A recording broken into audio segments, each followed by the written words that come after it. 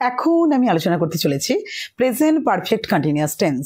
তো প্রথমেই বলি প্রেজেন্ট পারফেক্ট কন্টিনিউয়াস টেন্স কাকে বলে। না, যে কাজটি অতীতে শুরু হয়েও বর্তমানে এখনো চলছে বোঝালে তখন আমরা প্রেজেন্ট পারফেক্ট কন্টিনিউয়াস টেন্স ব্যবহার করি। তো এর স্ট্রাকচারটা কেমন হবে? প্রথমে হবে সাবজেক্ট, তারপরে হ্যাজ কিংবা হ্যাভ, তারপরে BWN বিন, তারপরে ভার্ব প্লাস ING, দেন কি হবে? Rest of the sentence.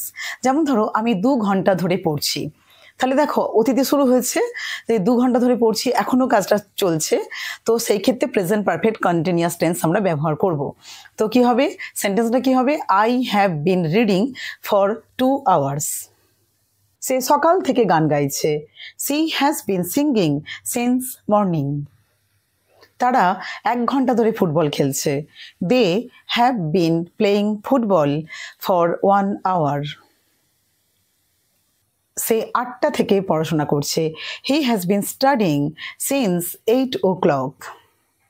আমরা তোমার জন্য অপেক্ষা করছি। We have been waiting for you. বাচ্চাটি অনেকক্ষণ ধরে কাঁদছে। The baby has been crying for a long time. আমি গতকাল থেকে একটা গল্প লিখছি। I have been writing a story since yesterday.